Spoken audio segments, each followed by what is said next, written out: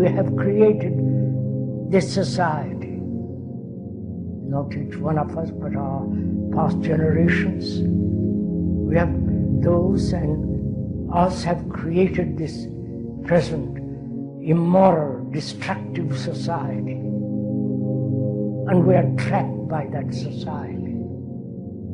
That society is made by each one of us. So we are responsible for that society.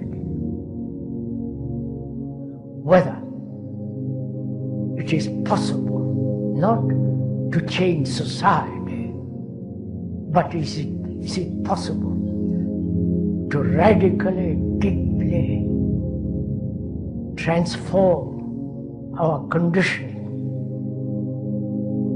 which is understand deeply our consciousness, which is what we are.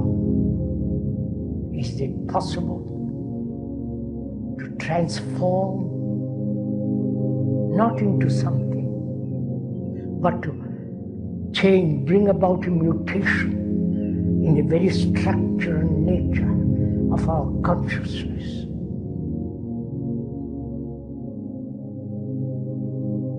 That is the problem. That is the crisis.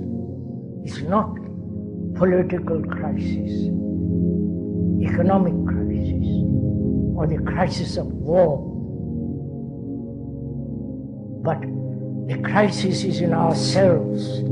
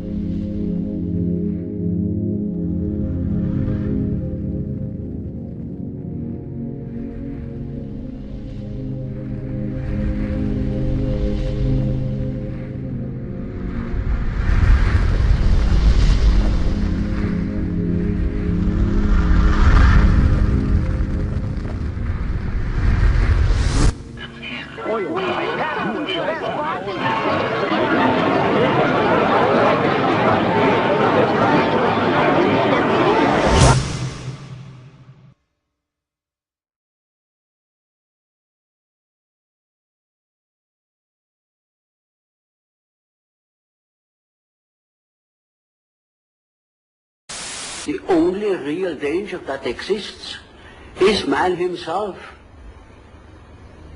He is the great danger, and we are pitifully unaware of it. We are the origin of all coming evil.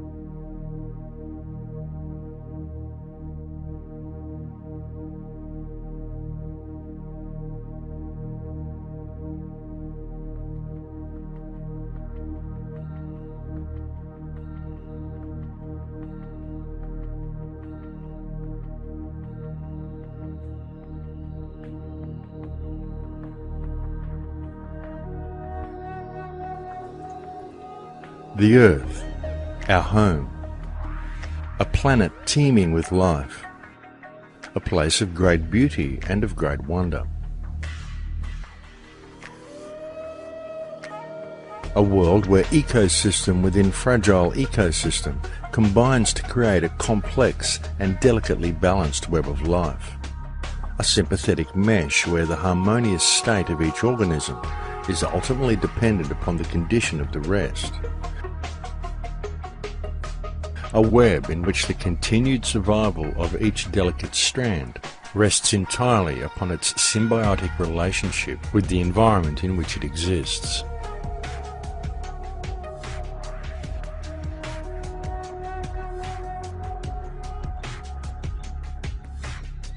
Certainly the web of life has always been a fragile one, and yet for millennia it always functioned perfectly, as everything within it held its own unique place and purpose. Within this web also dwells mankind.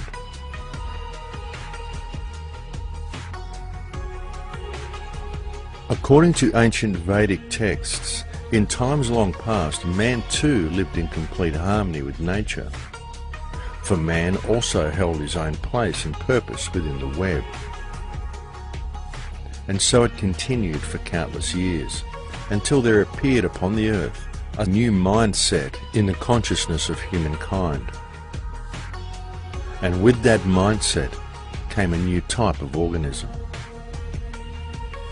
With that mindset came civilization, and a system of organised rule based deeply in social structure.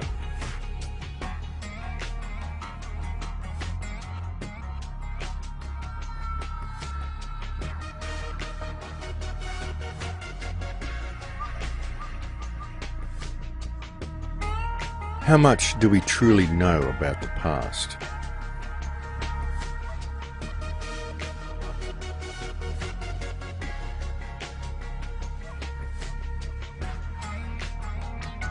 There are, of course, a great many books that have been written on this subject by a myriad of scholars from the modern era. But how much do we really know to be true? Many books written in modern times are simply the author's interpretation of other books written previously by other scholars. But regardless of what is written in any book, the truth is that all of the information we currently have about our past is mysterious and fragmented at best.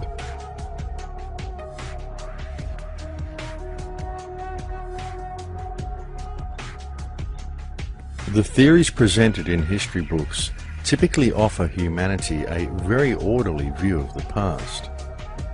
And because these theories are presented to mankind hypnotically in printed form, most people automatically believe these concepts to be true. Yet upon further inspection, when one lifts their eyes from the printed page and looks deeper into the reality of their surroundings, quite a different picture emerges. And what about civilization itself?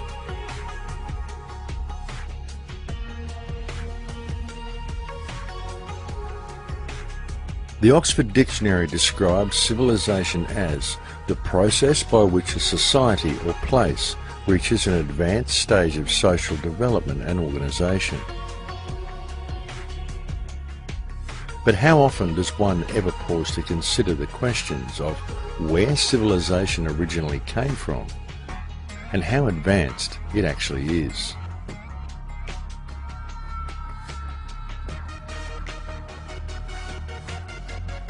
Obviously, human beings are very resourceful creatures, and human ingenuity should not be underestimated. It is certainly reasonable to assume, for example, that groups of humans would form themselves into tribes and clans, by which means all involved would benefit. But how did such groups then lead to something as entirely uncivilized and wantonly destructive as civilization as it exists today? Was it simply a natural progression? And if civilization didn't present a big enough issue, we are also presented with the question of technology. Where did it actually come from? Who was it who first pulled a rock from the ground and decided to crush it down to its component parts, isolate those parts, and refine them into metals? In fact, how is the concept of metals even known, let alone the methods that are required for the extraction and refinement of such things? Would you, if left to your own devices, ever come up with a thing like metallurgy? Would you come up with advanced science, spy satellites, or nuclear weapons?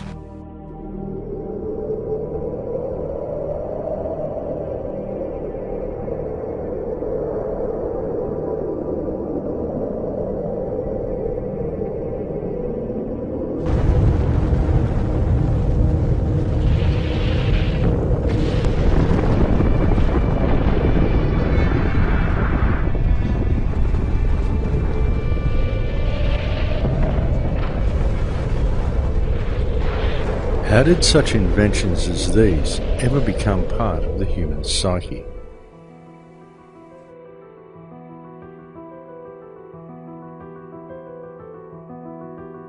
But it doesn't stop at advanced technology.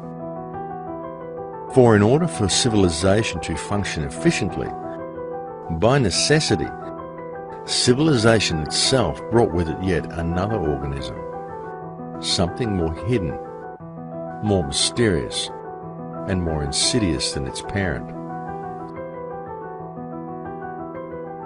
What it brought with it was a meme.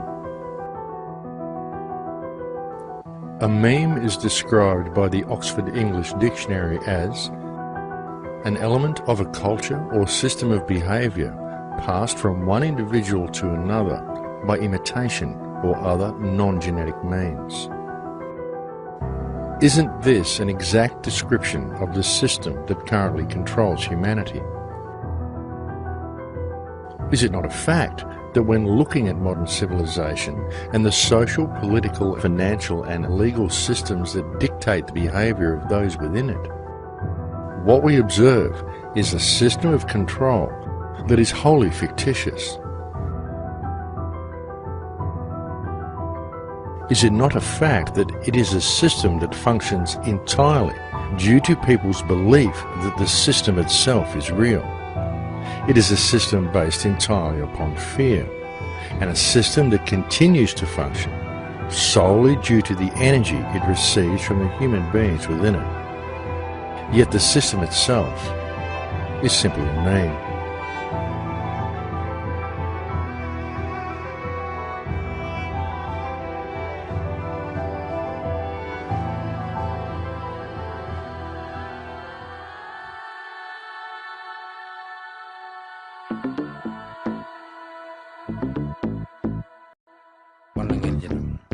You are me. We are them. I am free. We begin life with the world simply presenting itself to us, a reality that is open to individual interpretation. But then, at a very early age, we are taught to perceive things in a certain predetermined and socially acceptable way.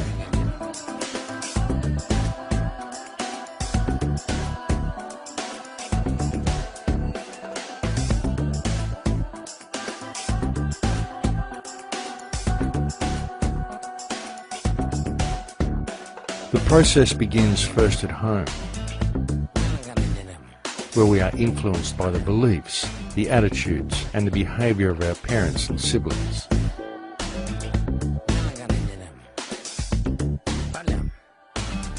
And then, as soon as we are old enough to be capable of independent thought, and have gained an acceptable degree of communication skills,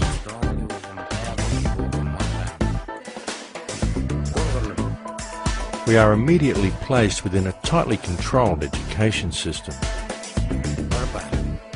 to then begin a process where our minds are carefully and deliberately moulded into a particular way of thinking. A process where little or no deviation from conformity is tolerated.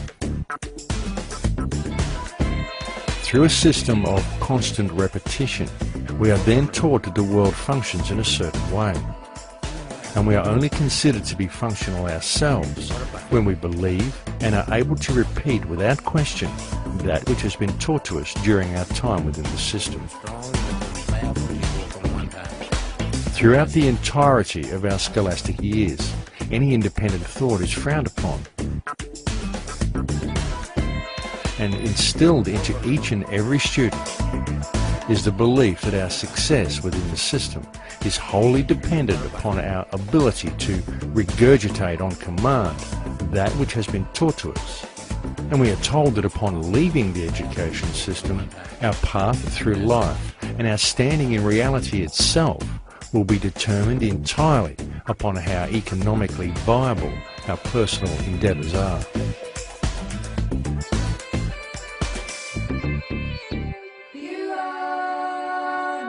We are taught that it is only through profit and through continual financial gain that our personal success will be measured. We are taught that we must either work for someone or we must strive to gain a position in society where someone else will work for us. But either way, all must work. We are essentially taught to be slaves who will spend the majority of life in the pursuit of paper or of digital credits. And through our belief that this system is real, we find ourselves living within a society that has been structured in such a way that were we not to dedicate our time to the accumulation of such things, then all that nature has provided for us, all that nature has provided freely for the benefit of all, will remain forever out of reach. Yet in pursuing such goals in the belief that doing so will enrich our lives, all we do is give power to the meme that enslaves us, and the price we ultimately pay is the connection we once had to the world around us. The price we ultimately pay is life itself.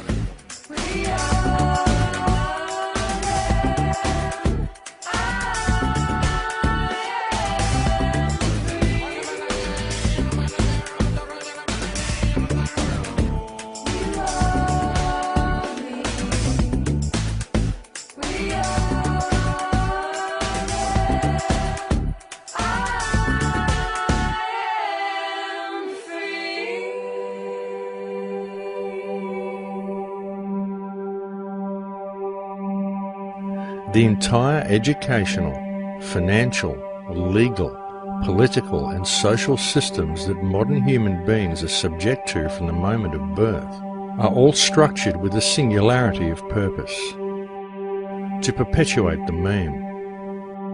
These systems are designed to ensure that each individual is kept locked into a left brain understanding of the world, is kept disconnected from the reality around them, and that each individual grows into adulthood with the understanding that the meaning of life is the one with the most wins. But life is not a board game, and there is far more going on in the world around them than most people ever realise, because there is far more going on around them than that which can be perceived by the five senses. In fact, there is an entire language and an entirely different way of communicating with creation that is readily available to all. Only due to the solely left brain perception of reality that has been forced upon them since birth, most people do not even realise such things exist. And it has been so long since most of humanity accessed and used these higher senses that they've simply forgotten the language. When you look at the brain, it's obvious that the two cerebral cortices are completely separate from one another. Our right hemisphere functions like a parallel processor, while our left hemisphere functions like a serial processor. Because they process information differently, each of our hemispheres think about different things, they care about different things, and dare I say, they have very different personalities. Our right hemisphere, it thinks in pictures, and it learns kinesthetically through the movement of our bodies. Information in the form of energy streams in simultaneously through all of our sensory systems, and then it explodes into this enormous collage of what this present moment looks like, smells like, and tastes like, what it feels like, and what it sounds like. I am an energy being connected to the energy all around me through the consciousness of my right hemisphere. My left hemisphere, our left hemisphere, is a very different place. Our left hemisphere thinks linearly and methodically. Our left hemisphere is all about the past, and it's all about the future. Our left hemisphere is designed to take that enormous collage of the present moment and start picking out details, and more details about those details. It then categorizes and organizes all that information, associates it with everything in the past we've ever learned, and projects into the future all of our possibilities. And our left hemisphere thinks in language. It's that ongoing brain chatter that connects me and my internal world to my external world. But perhaps most important, it's that little voice that says to me, I am. I am.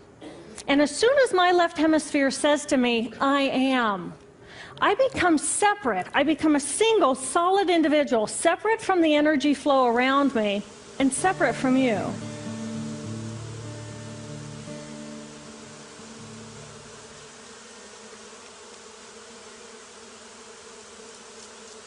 We have up here just an entire colony of bees creating some type of amazing magnetic force field around this tree. And this tree is transmitting whatever that is to the ground that I'm sitting on. Whatever this language is that's coming from all these insects, all these species, to and from the earth, back and forth. It's incredible, and the amount of communication that goes into it. We still, for some reason, think that we are the center of the universe, even though we try to pretend that we're not. Somehow we think that everything that happens around here, all the species, they have whatever scientific evidence that we understand. These species pollinate this, those species do this, do that, and the other. And as long as we take care of the species that we need, as long as we take care of all the ecosystems that will sustain us as humanity on this earth, then we'll be fine.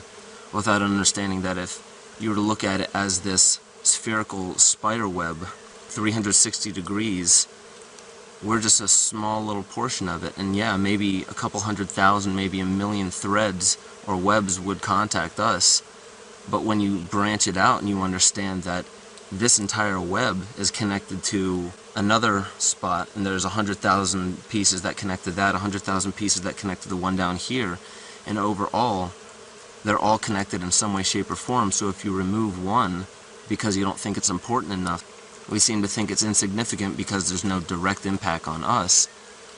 But I think that's such an illegitimate way of looking at it, because how could you say that any of this is not profound? How could you say any of it is insignificant when in the long run, it's not by a random occurrence that species grow in certain areas. It's not by a random occurrence that there are certain animal species in certain areas, certain plants in certain areas, and they all develop this massive ecosystem that feeds each other.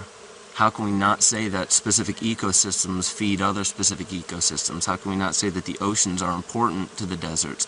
How can we not say that all insects and species are important to plant life, important to mineral life?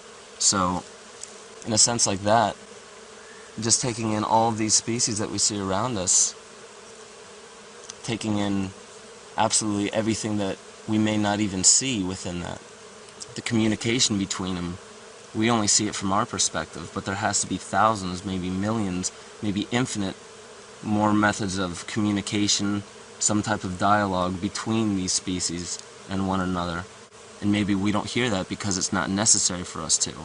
But to respect it, I think respect is one of the most important languages that we've lost, and I think love is the most important language that we've lost.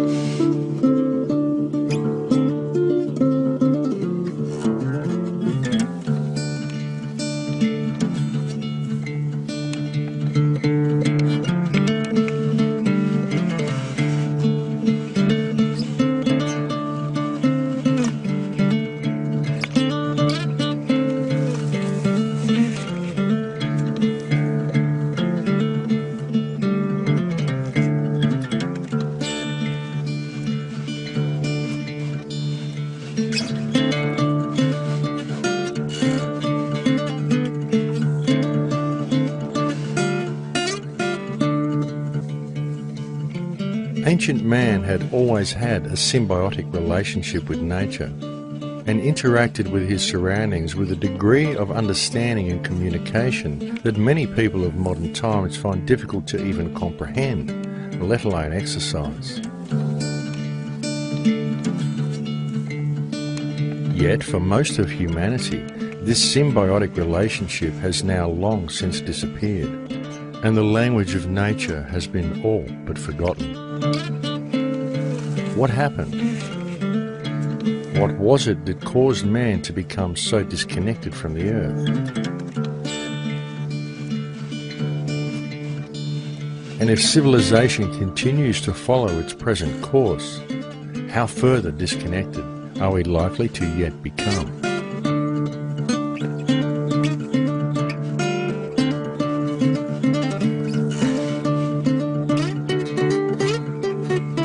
As we merge with machines, and I think it's inevitable that we will transform into something new.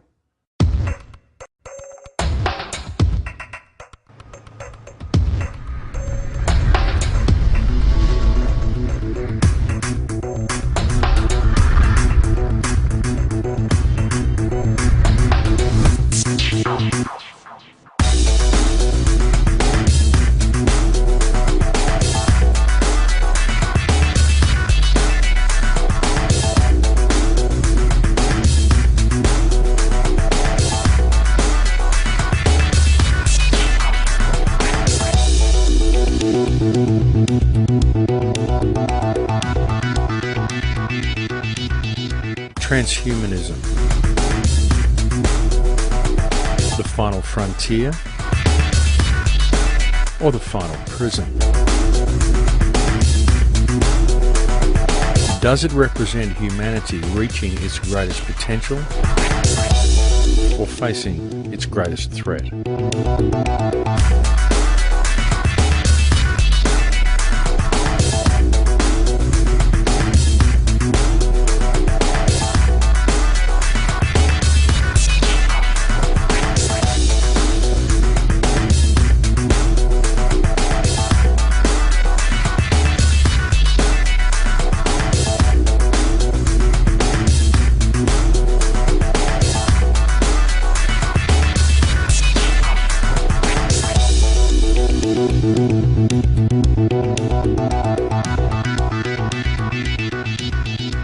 Over the last century, the people of Earth have continuously become more disconnected, both from each other and from their surroundings.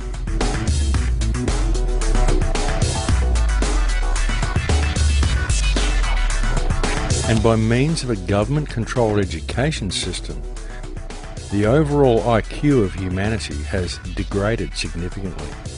And this has been a quite deliberate action.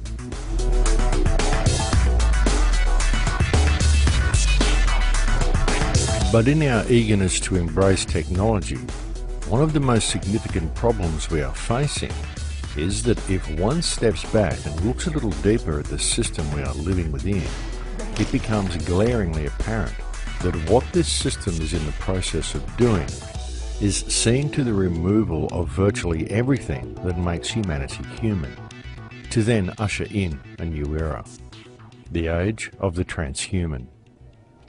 Anybody who is going to be resisting this progress forward is going to be resisting evolution. And fundamentally, they will die out.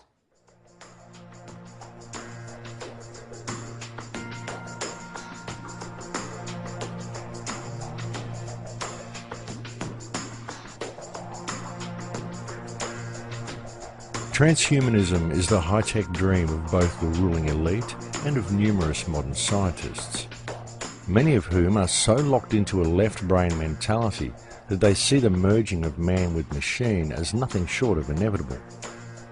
And due to the lack of any real connection to reality that many people feel in the 21st century, in modern times there are a large number of average people who are actually eager to embrace the idea. And we see kids by the millions going to their doctors and their pastors nowadays saying, I don't feel anything, I don't feel human. And that's a perfect sign of the fact that individuals are no longer even able to identify with the human species anymore, because we're already in the midst of the species splitting in two, and those being still human and those others being post-human.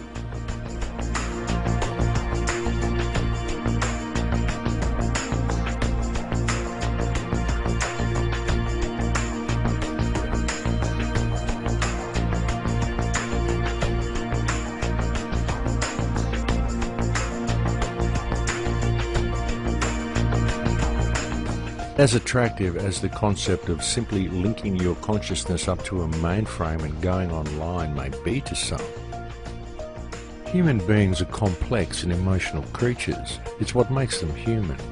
And so the question must be asked, is this evolution? Is this what life is really about? Is this truly where humanity is destined to go?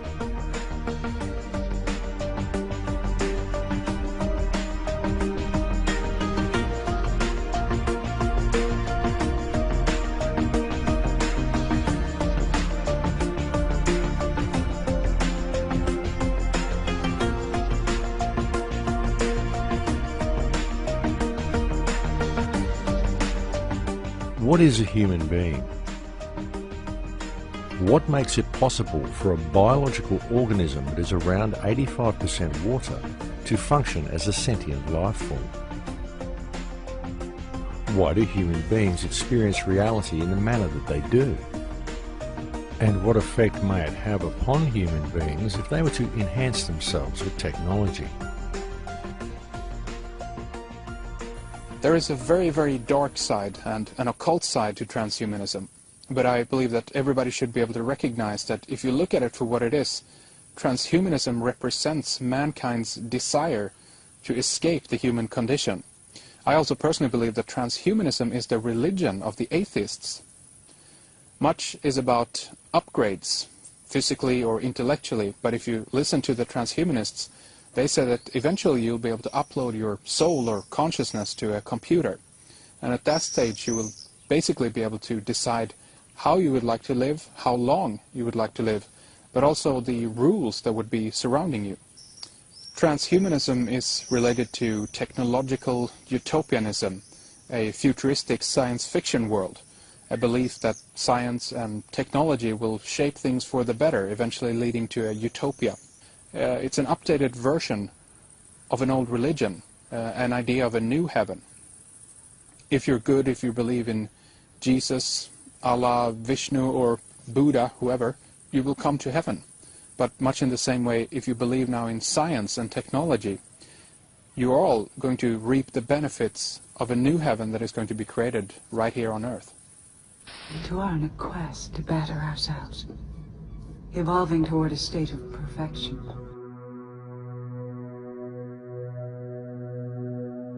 Everything that is experienced by a human being is interpreted by the brain as an electromagnetic impulse.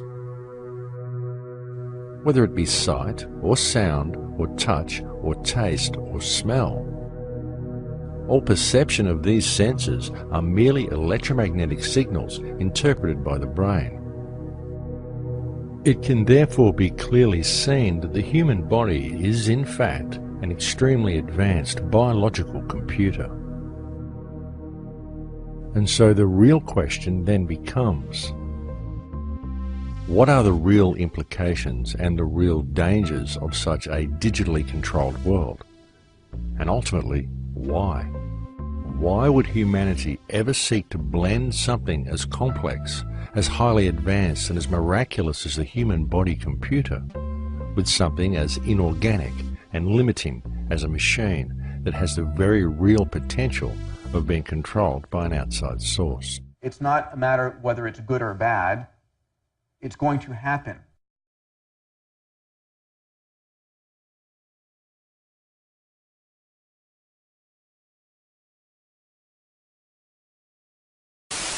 Basically, every 2 years, we can put twice as many components on a chip.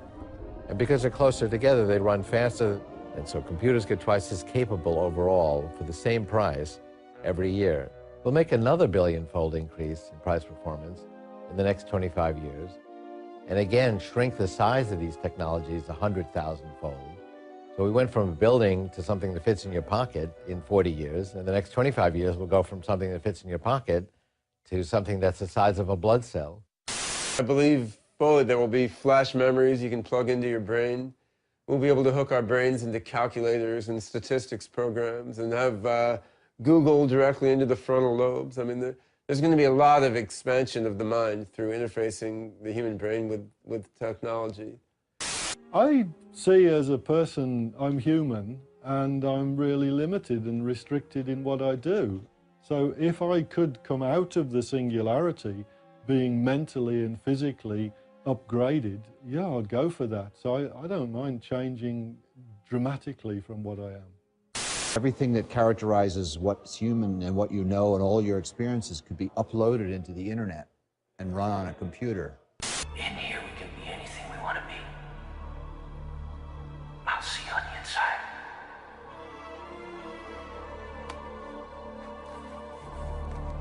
When you are completely identified with your ego, which is a fiction that we choose to believe in, then that's the same as believing in the constructs of a computer to be what you are. This universe is mine. I am God here. The ego is just different cycles and programs of energy running in circles without any purpose to it other than just instant gratification. And that's post-humanity, and we're already in the thick of it.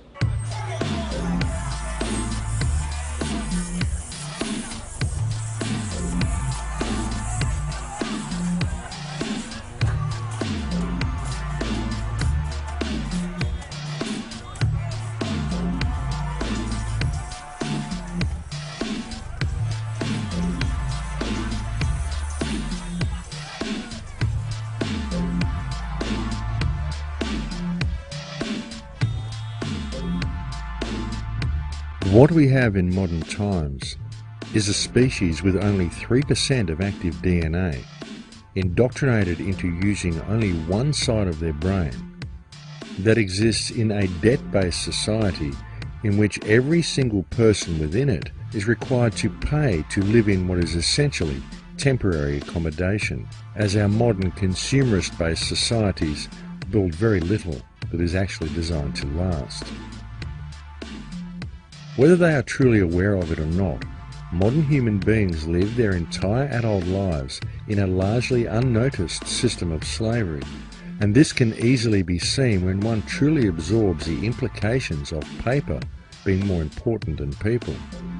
And now imagine this taken one step further, and having each person locked into a digital world in which it would be an easy task to permanently lock human consciousness into a completely false reality, enslaved into a state of permanent debt forever. And if you question your captors or refuse to work, if you decide you would be better off free, then what then?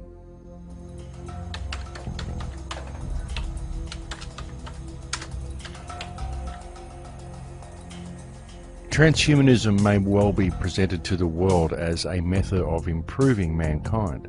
Yet the question must be asked, in a corporate-controlled world, exactly what constitutes an improvement? Because looking at things from a commercial and corporate perspective, what may be seen as an improvement to one class may in fact be severely detrimental to another. The field of synthetic biology is a new frontier of science. Using nanotechnology, its goals are to improve and transcend the limits of nature. Human enhancement is being sold to us as leaping tall buildings in a single bound and having better, faster, higher intelligence, perfect health. But all of that is the sales pitch. Enhancement may in fact be degradation, our being devolved to someone else's specifications. For instance, a specimen that can work 18 hours a day, a specimen that is sterile, that will never have the responsibility of caring for others, a specimen that is even-tempered, with a narrow, predictable range of expression. All this is enhanced, improved. We approach two paths. One is based on becoming divine by expanding our consciousness. The other path is focused on becoming God in a materialistic way using technology. I believe both will become reality, revealing the soul of the decider. We should choose carefully. For the first time in all of human history, mankind is politically awakened. That's a total new reality. And most people know what is generally going on in the world, and are consciously aware of global iniquities, inequalities, lack of respect, exploitation. The combination of the two, a diversified global leadership, politically awakened masses, makes a much more difficult context.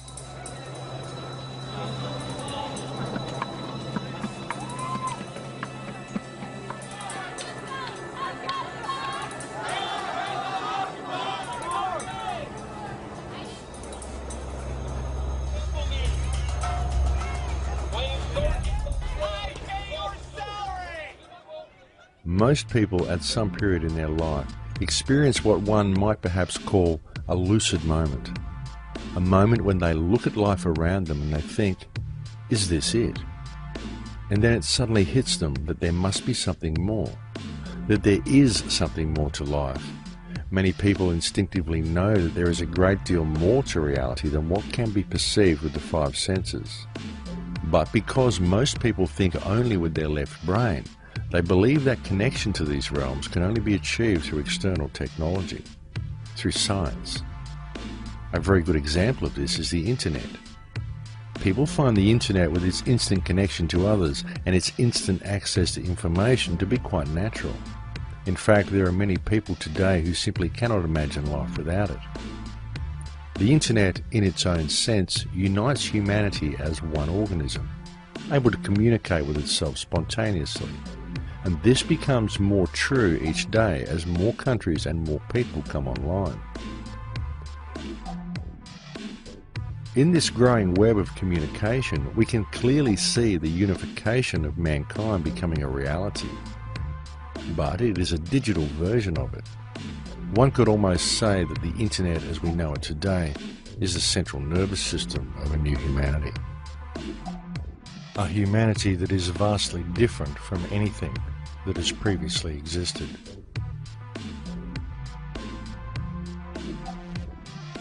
As much as it has in many ways been a huge boon to our lives, the internet has also had another, less noticeable and somewhat more disturbing effect upon people, in that among some sections of society it has created an environment of separation, most especially among the youth, as it has brought about a situation wherein many people feel far more comfortable in the virtual world provided for them by the internet than they do in the real world that exists around them.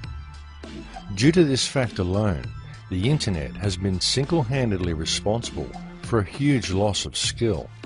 A loss of skill not only in areas of practical hands-on survival and life skills, but also in areas of social and interpersonal communication. And it is also interesting to note that people with such characteristics would indeed be those most likely to embrace the merger between man and machine. The internet, cell phones, all these other things that they've definitely enhanced our speed of communication, but they've also done something very important, and they've severed a very crucial tie between actually talking to people, looking into their eyes when you're talking to them, getting a feel for what they're actually feeling, and just in the simple fact that now everything is based upon language. We send language through the internet, we send language through the phone, language comes across through the television, and fortunately they're able to give a couple pictures and symbols and things like that, but other than that it's just based upon the language, and it's so disconnected from actual reality. Nobody ever stops and sits anymore and just sits inside an actual environment that is natural and just stops and listens to understand that that's reality. Because when we're talking, when we're jabbering, when we're watching something, when we're striving for something, when we're looking for this money, when we're looking for this car, when we're just going and going and going, that's nothing more than just a hamster on a wheel, just running and running and running, not really getting anywhere.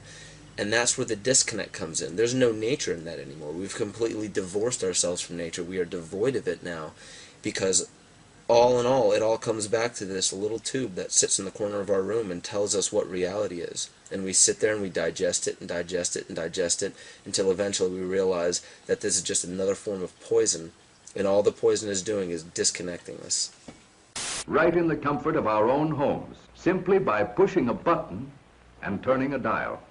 Well, transhumanism is the next stage on from where we are now. I mean, we have what I call the body computer, this biological body computer. And because those in the shadows understand that that's what it is, and that we are like in a cosmic version of the wireless internet, you've got this kind of infinite energy field of information of various depths and various levels of awareness and expansion, and then you're decoding this bit of the band. Now, if you decode this bit of the band, which is what this body does, then that's your world, that's your everything, if you're just only aware of that. And so we have a global population that is constantly programmed to read a certain band, and then only some of that band within it. And through that, they are manipulating us to see self and the world in very minute, limited terms.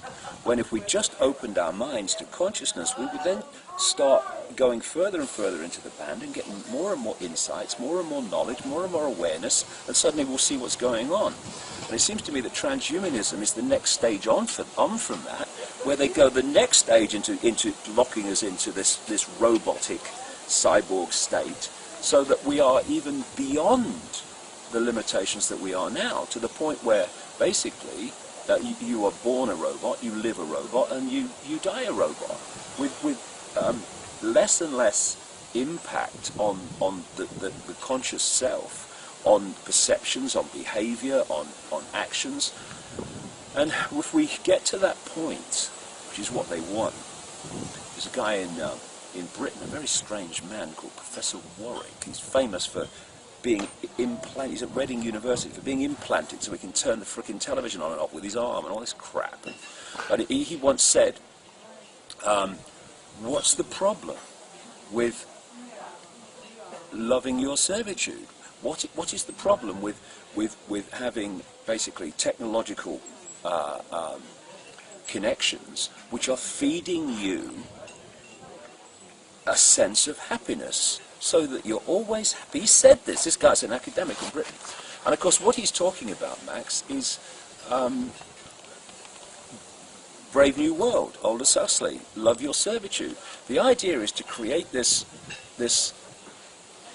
well, I almost said part human, very little part human, certainly almost nothing part consciousness, stroke technological being, which is nothing more than a servant of a system. And not only does it serve the system, it likes serving the system because it's being fed information telling it that it's happy to serve the system. I mean, it's beyond science fiction where these people want to go, but that's where they want to go.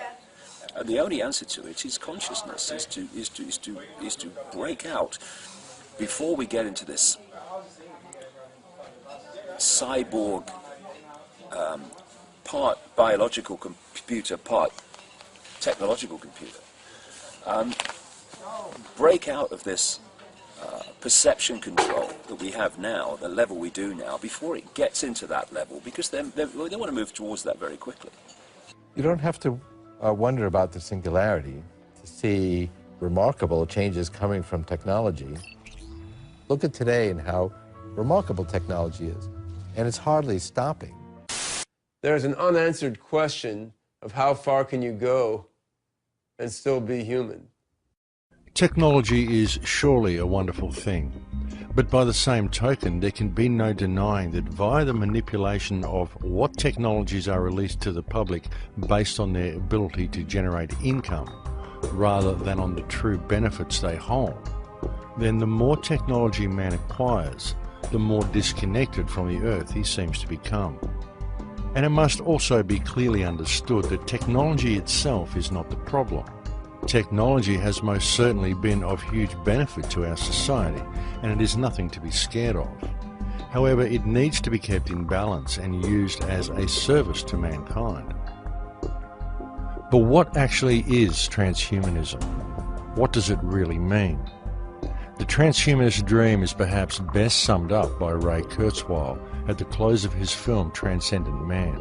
And as positive and beneficial as the idea is presented to the viewer as being, the underlying tone is of the gradual assimilation of all life upon the earth, and indeed the entire universe, into one huge nano-machine, whereby the universe will become intelligent, as if it wasn't already, and at which point man himself will have created the machine god transhumanists believe human consciousness will ultimately become. In the future, everything will become intelligent. Nanobots will infuse all the matter around us with information. Rocks, trees, everything will become these intelligent computers. So at that point, we're going to expand out into the rest of the universe. We will be sending basically nanotechnology infused with artificial intelligence. Swarms of those will go out into the universe and basically find other matter and energy that we can then harness to expand the overall intelligence of our human-machine civilization. So the universe will wake up. It'll become intelligent. And that will multiply our intelligence trillions of trillions fold. You know, we can't really fully contemplate. And that's really the main reason this is called the singularity. But regardless of what you call it, it will be the universe waking up. So does God exist? Well, I would say not yet. We are the Borg. Lower your shields and surrender your ships. We will add your biological and technological distinctiveness to our own. Your culture will adapt to service us. Resistance is futile.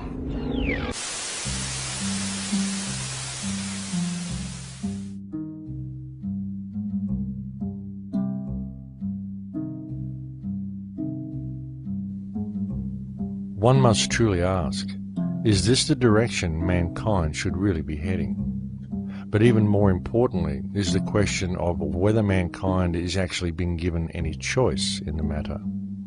And if the answer is no, then the next question is how might such a thing as the global implementation of the transhumanist agenda as outlined by Kurzweil actually be achieved without the knowledge of the general population? Biotech is an exploding frontier. It is clever enough and small enough to enter and change our very cells. When nanobiotech has a firm footing in us, it will be easy to upgrade and downgrade anyone and anything in any way. Oliver Curry, an evolutionist at the London School of Economics, predicted in 2007, the human race will one day split into two separate species, an attractive, intelligent ruling elite and an underclass of dim-witted, ugly, goblin-like creatures. Technology is only ever as dangerous as the mind of whomever wields it. And if those who hold the reins of power in this world can in any way be appraised according to their track record, then for the bulk of mankind, transhumanism presents itself as a very dire future indeed.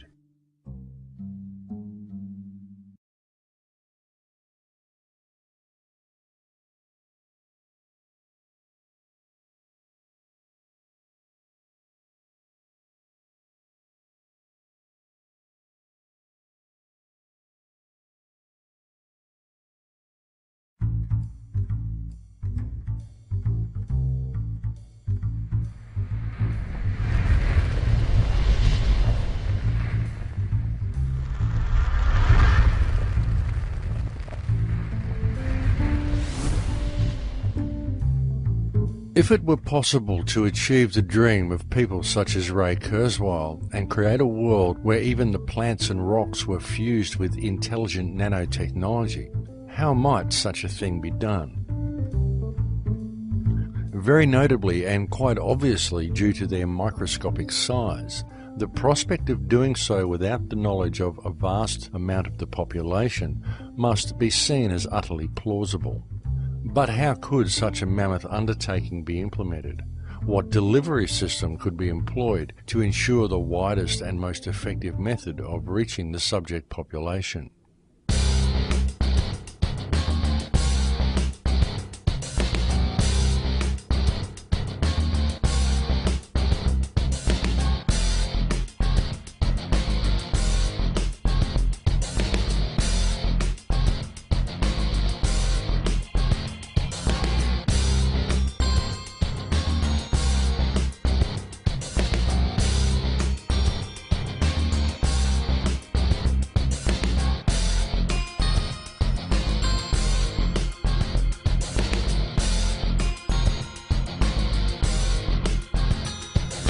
The phenomenon known to the alternative research community as chemtrails, and referred to by the British and United States governments as geoengineering or climate remediation, is perhaps one of the most controversial topics on the table today. Even though the practice of climate remediation is widely admitted to by governments, there are many who remain sceptical. And generally the two main questions brought up by those who are opposed to the concept are, one, if there was any truth to the idea, then why would the perpetrators be spraying themselves? And two, the phenomenal cost of such an enormous undertaking. People say the government is up there in airplanes spraying all kinds of chemicals to change or manipulate the weather, leaving what you see there, and they call that a chemtrail. This is of interest not just in this country, but European countries and frankly all over the world. A lot of folks interested in it. We take geoengineering to mean deliberate, large-scale intervention in the Earth's system. The little picture is from a nanofabrication study, which shows you can make very high quality and do this in just a jet in a very simple way. Aerosol geoengineering looks like it is so cheap that the cost is basically not going to be an issue.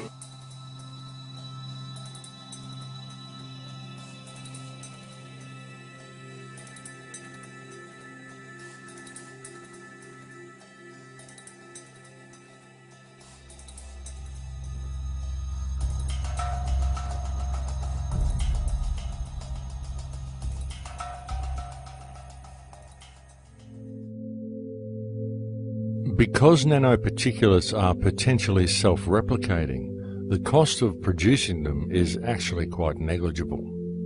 As for the question as to why the perpetrators would be spraying themselves, well, that answer is in fact a very simple one. These people want transhumanism. In fact, when one truly considers the transhumanist agenda and it begins to sink in that chemtrails seem to consist of nanoparticulates or smart dust, then the last piece of the puzzle falls snugly into place. And it is far from inconceivable that were the global population to be infused with programmable nanoparticulates, then when these tiny machines are switched on, they will simply do what they are programmed to do. And that what this may be may also be largely due to what other genetic codes have first been introduced into the host. We have more than tripled the numbers of doses of vaccines we're giving our children in the last quarter century. Up to 15 by the age of 6. Why are so many highly vaccinated children so sick? The elites, those who can afford to carry out practices such as chemtrails, generally don't eat processed or genetically altered food. And it is extremely unlikely that they are subject to the same rigorous vaccination regime as the general public. If mankind is indeed ingesting nanoparticulates without their general knowledge, then how might such machines be controlled or switched on? In answer to this question, one only needs to realize that it is now a long-established fact that when anything occurs within the human experience, ultimately the information travels around the body electromagnetically. All our five senses, along with any emotional information, is all interpreted by the brain via these electromagnetic signals. Therefore, it is also an established fact that man can be influenced and even controlled via electromagnetism. Metallic salts have made our air conductive. This means that we and everything around us can transmit and propagate energy. The air is no longer neutral. I think the smart meter is a very good move for the company, just for the customer aspect. I mean, they can keep more real-time information on a day-to-day basis.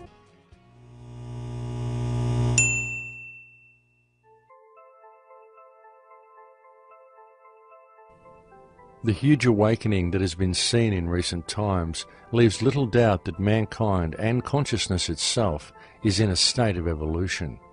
But there also exists compelling evidence suggesting that there are certain forces at work who wish to control the direction this evolution will take. The second group of materials found in these environmental samples is unidentifiable fibers. And I really want you to appreciate the meaning of unidentifiable. These fibers have been sent to sophisticated laboratories, and there is nothing nothing in the databases that match them. These are fibers, we could say, that do not exist in nature. People around the world are developing lesions on their skin that ooze and produce fibers. This is known as Morgellons syndrome. Tissue samples cultured from ordinary people without this ailment contain and grow the very same fibers. When these fibers are cultured, they produce colonies of filaments. You can see the extension filaments. And these colonies continue to grow and reproduce, branching out into more filaments and more colonies. The filament cultures can be grown from saliva samples, tissue from the skin, mucus, urine, blood, from animals and people, regardless of the presence of the Morgellons condition. So where do these fibers or filaments come from?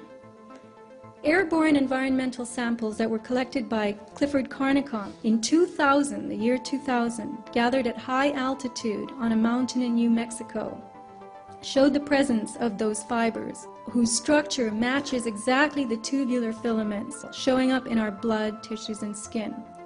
Additionally, the samples collected by Mr. Carnicom showed what he calls, and was called in biology, desiccated erythrocytes. This is a multisyllabic term, but it means dried red blood cells. So, why are dried red blood cells in the air? See, nanocells are real small, 1,000 times smaller than these dust particulates. You inhale it, they go to work, replicating, spreading like a virus, multiplying in exponentials. 6 months' time, I could have 100 million people. Converted ditch diggers, porn stars, and presidents. Not one would be the wiser. 100 million people who buy what I want them to buy and do pretty much damn well anything I figure they ought to do. Those unidentifiable filaments, he has observed the formation of red blood cells and submicron-sized structures. So now you've got a filament making its own red blood cells. The engineered cells, the red blood, very, very tough, withstanding excesses of heat and chemicals, indicating that they are designed to endure almost anything. He has put them in a Bunsen flame, he has poured bleach on them, acid, and they still endure. In addition, they are able to replicate, growing outside of the body in a petri dish. This is highly sophisticated technology, going on by itself, not in a laboratory. People with advanced Morgellons syndrome started with fibers coming out of their skin, and they're now observing very strange crystalline forms and metallic devices, plaque structures, even grooved metallic devices. On the right, you'll see one device, the front and the back. The fiber strands that you see here were made of cellulose and GNA. GNA is DNA's chemical cousin. It's a nanotechnology building block. The nanostructures contain additional properties not found in DNA, including the ability to form mirror image structures. Here you have a nanoarray, a tiny device used in biotech for DNA hybridization. And on the left, you see a diagram from an industry website of a nanoarray, and on the slide you can see actually two of them. She's marked them with red X's that came out of her body, looking exactly like this. So, we begin with the emergence of basic filaments, followed by more complex structures. So what processes are going on here? Are these materials combining to form devices that are working together inside us? What is happening to our biology? And remember that tissue samples obtained from ordinary people who have no Morgellons symptoms, no lesions, can be cultured to produce the very same filaments found in people with Morgellons. So we would have to conclude that Morgellons is like the canary in the coal mine, and that only some people are exuding the materials. And could that be because their bodies are rejecting it, while our bodies are integrating it?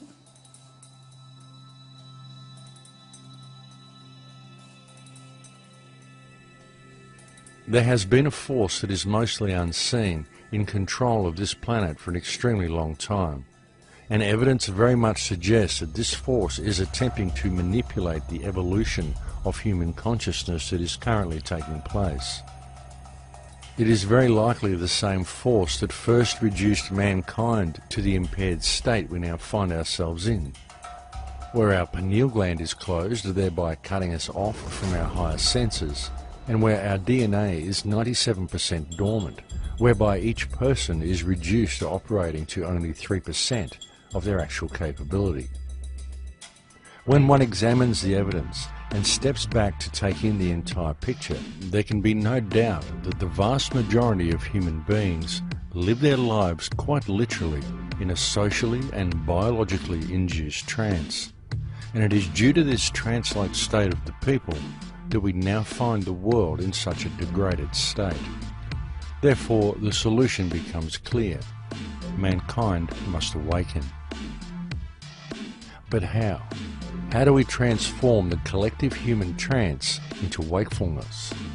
How do we bring about the mass awareness of the people? And what steps can be taken to allow both humanity and the earth to once again return to a natural state of abundance? Clearly, the first step is for people to understand and accept the truth regarding the current condition of mankind and the urgency of addressing the situation we are faced with. But even when people know the truth, as many do, most are simply waiting for social or financial Armageddon, waiting for December 21st, 2012, waiting for ascension or waiting for the rapture. And due to this lack of positive and decisive action, while people wait for redemption to be delivered to them via an outside source, the destructive machine of modern civilization continues to grind slowly forward towards its inevitable conclusion. Obviously, it is extremely important for mankind to truly grasp the depths of the problems we are facing and to the peril that our collective failure to deal with things has placed us in. And this peril includes not only the human race, but the entire earth and all life upon it. Because if mankind allows the ship of state to continue sailing in its current direction, within possibly 3 to 5 generations, we are very likely to have allowed the creation of a world that will no longer support life as we know it. There's an incredible disconnect between reality and what we're fed as reality, such as this little electronic box that millions upon billions of homes have now, and we now digest all of our reality from this little electronic tube. None of what we're actually getting in this tube is reality other than the fact that we're watching television. That's it. That's the only portion of that that's actually real. But what we do is we lose ourselves then. We almost become too identified. We forget that we're even existent, so we are identified with everything that we're seeing, and this becomes our reality. And we forget that not only is this cherry-picked information, but above and beyond all that, no one even stops to think that this is somebody's interpretation of what happened in an area. So everything that we're getting is literally somebody else's creation. It's a manufactured idea that's put into this little tube and then projected into us as reality. And that now is the basis for how we act in our society. So the way we dress, the way we talk, what we do, what we're afraid of, what we're attracted to, what we want to drive, the house that we want, the money, all of these things are driven by somebody else's perception. They're driven mostly by wants of other people, and they arrived at those wants from other people. And it all comes back to really just the fundamental basis that none of this is reality. It's manufactured. It's not really pertinent to our life. It's not really profound. There's really no importance to it. We're just applying value to it because all of these things, the clothing and the cars and the job and the money and the bank account and why we want this job, we don't even understand why anymore because we relate all of our wants, all of our desires to what these other people want and what they desire. And if you actually get to the core of it, we don't even truly want these things. We just want the other people around us to see that we have what they want because that gives us a measure of control or a measure of power. And it all boils down to a level of security. And that's all that all of this really is the fact that people are following these fashions they don't understand. They're following these ideals that they don't understand. They're doing it because they want to fit into some identity that they're eventually creating for themselves to be the most secure, the most powerful, the most prominent, the most beautiful, the most affluent person in that field so that everybody else around will give that person support because they want to be near you. And that's all it is. We just want this closeness. We want this connection with people. And unfortunately now we are contriving it. We're forcing people to want a connection with us for means that really have no basis in love, no basis in real relationships. So all of our relationships are based upon power and fear and based upon manipulation and lies and trying to get this and trying to get that. And none of it's true interaction anymore. Science is great with all the beautiful technologies, but many of the problems we're trying to solve, we created. If things stay as usual, if business stays as usual, then we have about 100 years of life on this planet. But if you think there is hope, then we have to start taking action right now.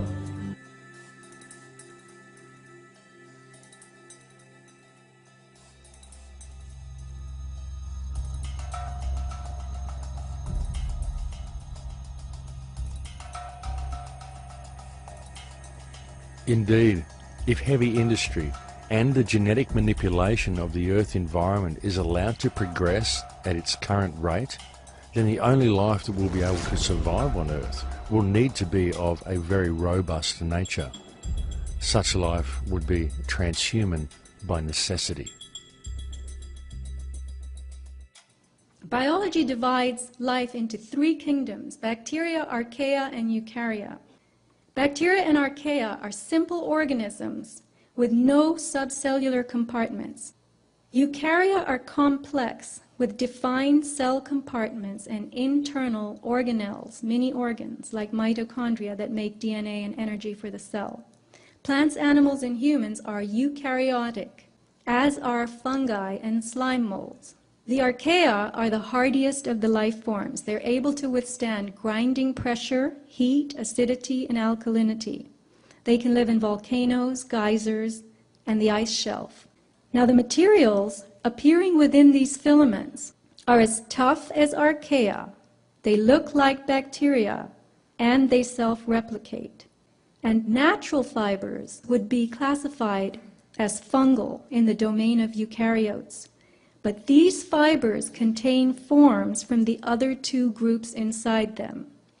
You're looking at a tubular fiber with self-replicating internal elements resembling bacteria and behaving like archaea. That does not happen in the natural world. They are designed to endure almost anything.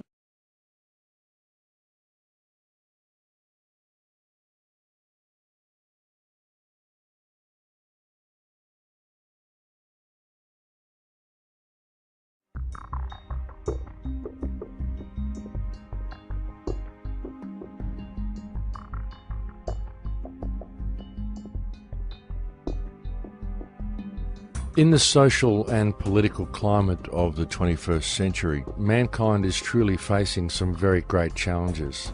Many of them made all the more difficult due to the fact that they are challenges that go mostly unnoticed by the vast majority of people. The vast majority of people in the world today only perceive the world the way it appears on the surface. However, the real truth is that the world that we live in today is actually very different to that which most people perceive it to be. Because just below the surface of everyday life, beneath the social and political distractions of the reality offered to the masses via their television, there exists another world. The world that most people perceive is simply a facade. It is an illusionary reality where nothing is what it seems.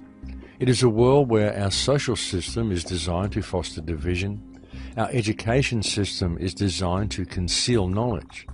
Our health system is designed to create sickness. Our financial system is designed to steal wealth. Our community is designed to create disunity. And our very civilization itself is wholly uncivilized. We live in a world where 2% of the population controls 98% of the global resources, while the other 98% of people are left to compete against each other in order to gather some small fraction of the other 2% that is left to them in order to support their lives and their families. In fact, the world of today is so disjointed and so out of balance that the most amazing part of it all is that there are actually people who cannot seem to see it. And this is because the systems of control that have been put in place to blind people to the true realities of our world have been very cleverly and very meticulously constructed. Though much of our society may appear to be free on the surface, if the truth be known, mankind is actually far from free. We are simply free range, for the world of modern times is actually a very controlled place. But the situation is not wholly lost, for the simple truth is that mankind has allowed their servants to take over the mansion, and these public servants have worked and are continuing to work to steal everything of value that they can from the people, while gradually enslaving the world to a set of rules of their own contrivance. Legislation that has been cleverly designed to remove actual law from the planet and impose in its stead the will of individuals. When one puts all the pieces of the puzzle together on the table, the chemtrails, the HAARP arrays that are appearing all over the planet, the promotion of wireless technology, the smart meters, the introduction of repressive legislation such as Codex Alimentarius, the mandatory use of Monsanto genetically modified food, the destruction of the water table, the introduction of brain-inhibiting toxins such as fluoride into people's diets, it becomes quite evident that the ruling factions on this planet are actively engaged in the genetic modification of all life on this planet in order to further the transhumanist agenda. It is being done quite deliberately and quite purposefully, and it is being done with neither the knowledge nor the consent of the vast majority of mankind. And all the evidence needed to support this conclusion is right before your eyes, if people would simply take the time to look. The truth is that everything we are facing is visible in plain sight, and so is its inevitable conclusion.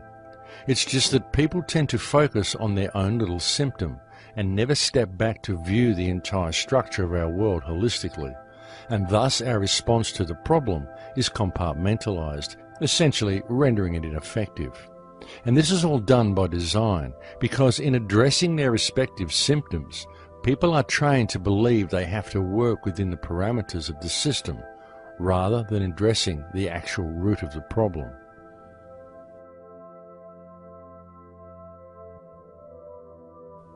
Every single government that exists anywhere in the world today is currently operating in breach of the trust that has been granted to it by the people of their nation. And this is true regardless of which country we are talking about. It is true whether it is a government consisting of duly elected politicians claiming to act in the best interest of the people, whether they are acting out of greed or whether they are simply acting through their belief that the system is real.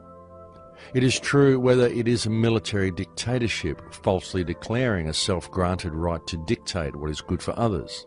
It is true whether it consists of a monarchy that has declared its divine right to rule and supposedly care for its subjects. Because the reality is that every single government or ruling body in the world today is abusing the power granted to it by the people of the nation it governs. Exhibit A, the Earth.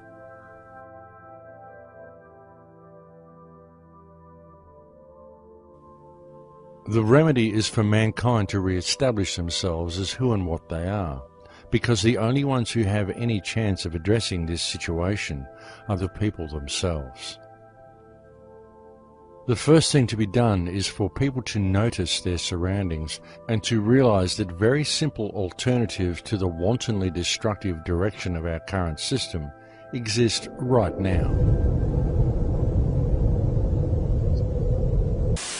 Carbon at the nanoscale is actually transparent. and flexible. And when it's in this form, if I combine it with a polymer and affix it to your window, when it's in its colored state, it will reflect away all heat and light, and when it's in its bleached state, it will let all the light and heat through, and any combination in between.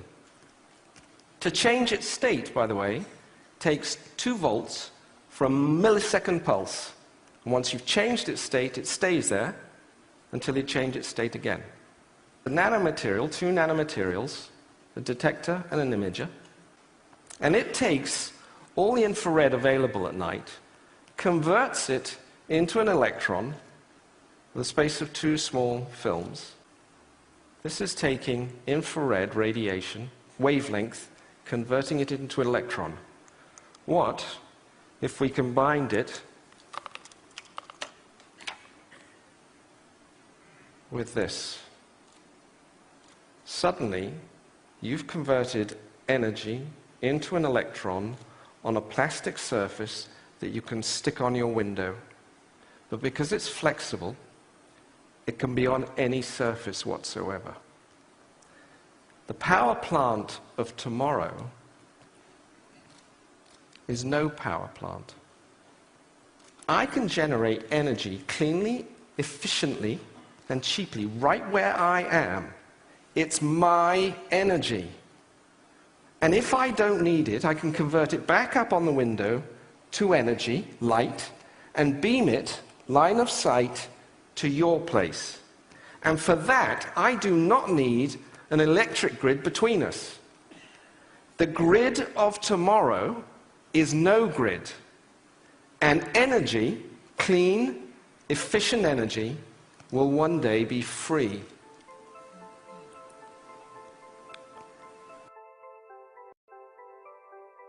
This type of technology exists right now, and the global implementation of such energy systems could begin tomorrow, thereby freeing mankind of its financial shackles and simultaneously circumventing some of the most pollutive industries on Earth.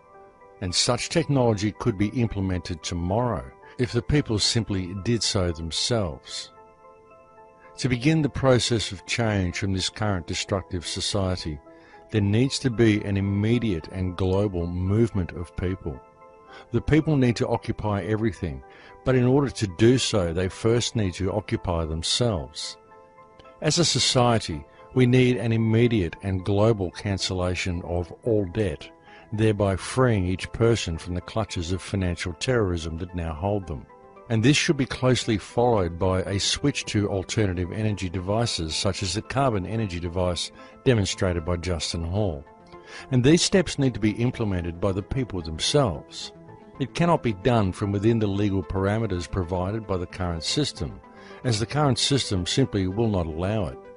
It won't allow it because the current system is designed not to service mankind, but rather to protect and sustain itself at mankind's expense.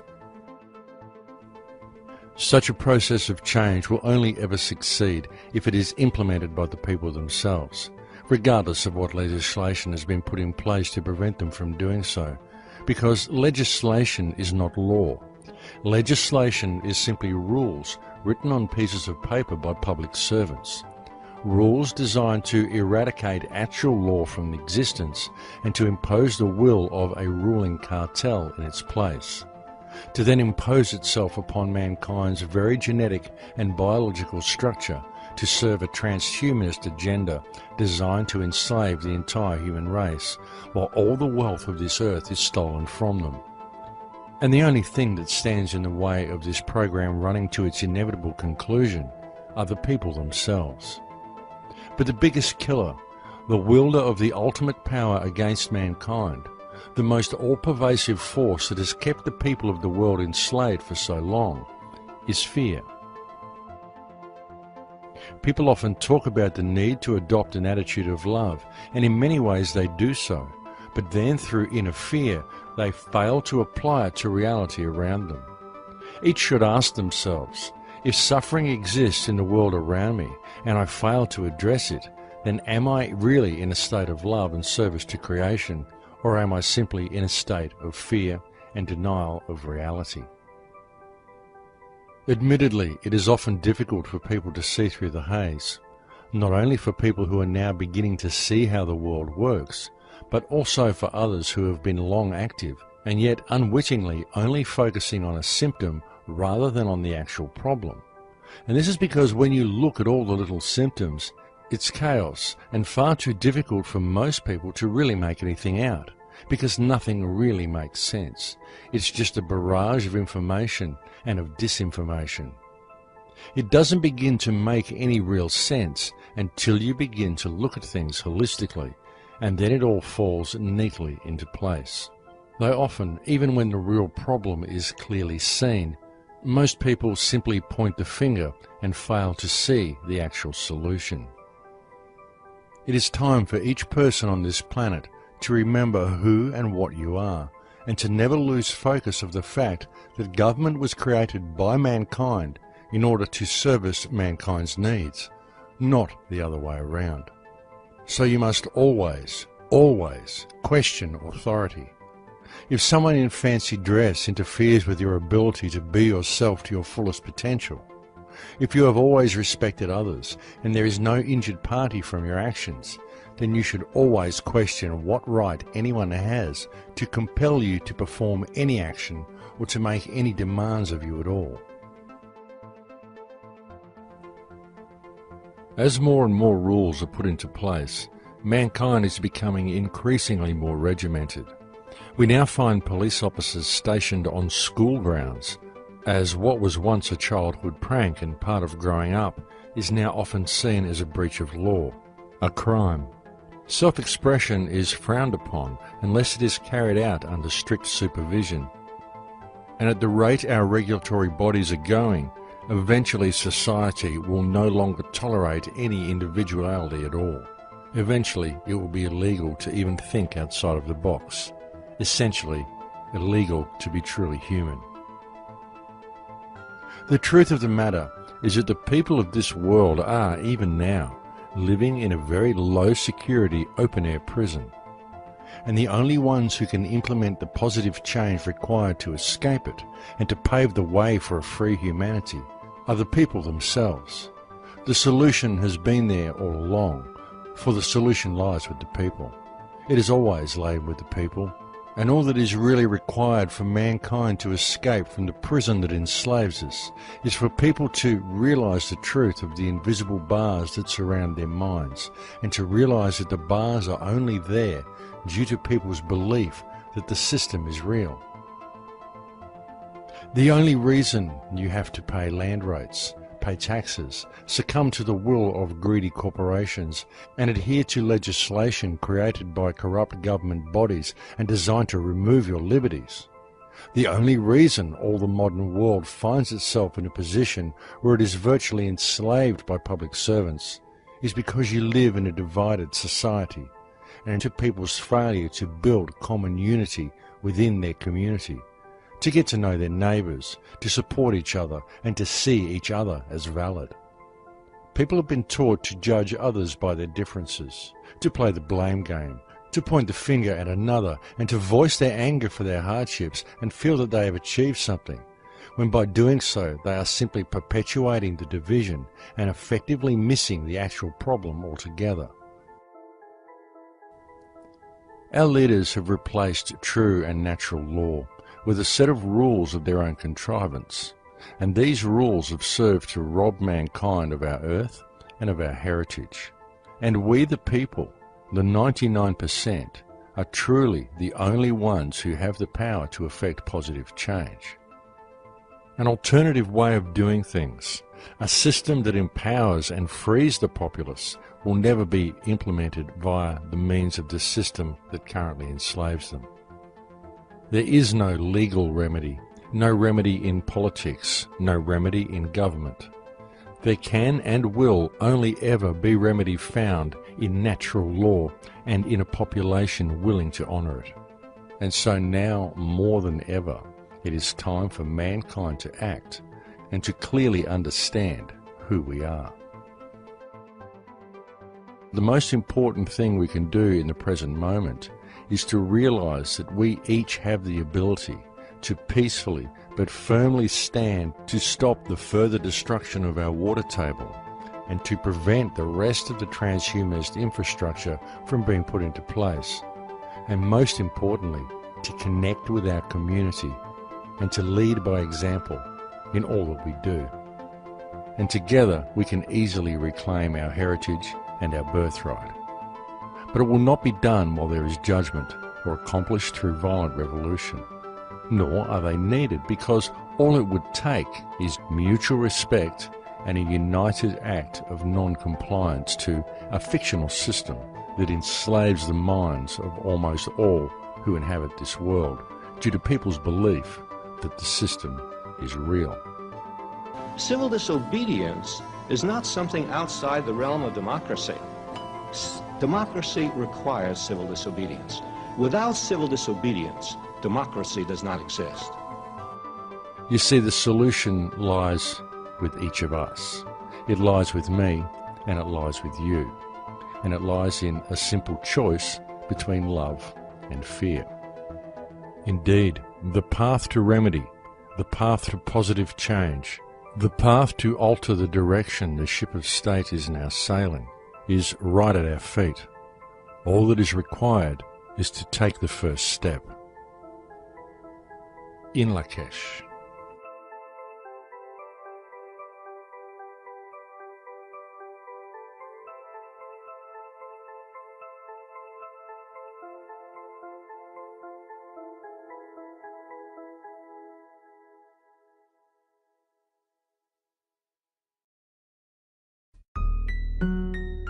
It's quite comical, actually, when you realize the difference between reality and what some people are talking on TV about. You took the mark of the devil just so you could eat and breathe. Bow down at the feet and surrendered liberty.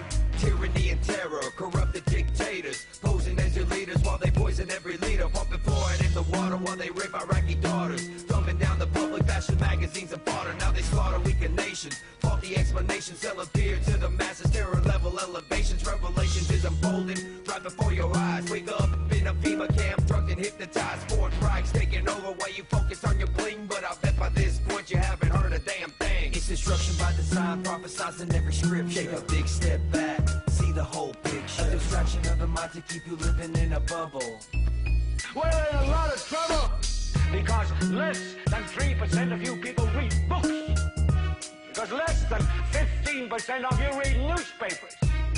And when the 12th largest company in the world controls the most awesome goddamn propaganda force in the whole godless world, who knows what shit will be paid off for truth? Problem, action, reaction, solution. It's time to wake up to the formulas they're using. State-sponsored terror to burn our constitution. Weapons of mass deception of the media delusions. Using double speak to keep you following like sheep. CNN and Fox News to keep the populace asleep. Never looking, never question why we're headed towards recession. The dollar's worth a nickel, but we're ruled by our possession. I mentioned that those towers fell in less than an hour. Ignorance is bliss, the source of the power. But they'll cower in the shadows if we all wake up and see that the land that we're living in is nothing close to free. It's destruction by design, prophesizing every scripture. Take a big step back, see the whole picture. A distraction of the mind to keep you living in a bubble. We're in a lot of trouble. So you listen to me. Television is not the truth. Television is a goddamn amusement park. You're beginning to think that the tube is reality and that your own lives are unreal. You do whatever the tube tells you. You dress like the tube, you eat like the tube, you even think like the tube. In God's name, you people are the real thing. We are the illusion. Now you're living as a slave, high-tech police state. Warrantless searches and waterboarding to waste. Mandatory vaccines to keep you sedated. Big brother on the screen to keep the public isolated. Conspiracy theories, now conspiracy facts. Thought crimes condemned like terroristic attacks. Every time you take a breath, you pay another tax. Every time you take a step, it's documented and tracked. It's whack how we're living, the planet's a prison. You should've listened up and questioned 9/11. Declared a revolution, defend our constitution. A public execution of corrupted institutions. It's destruction by design, prophesizing every scripture. Take a big step back, see the whole picture. A distraction of the mind to keep you living in a bubble. We're in a lot of trouble. Mercury-containing vaccines may help, not harm kids, according to... If China were to revalue its currency, or China is to start making, say, toys that don't have lead in them or food that isn't poisonous, their costs of production are going to go up, and that means prices at Walmart here in the United States are going to go up too. People out there in our nation don't have that, and I believe that our education, like such as in South Africa. First, the Fox News alert: coalition forces have discovered 500 chemical munitions in Iraq. Good evening. Today, our fellow citizens, our way of life, our very freedom came under attack. And how is Ron Paul's number so high? Clearly, some online communities are messing with the outcome. Live, all hell is breaking loose on 6th Avenue. You know, you need a permit to protest or demonstrate here in New York, but this anarchist group came forward. They really are one of the least attractive groups of demonstrators I've ever seen. I bet one of the leaders, I guess, if violence breaks out, don't worry, we can handle it. Our Fox News team can take this bunch of, I don't want to use any foul language, but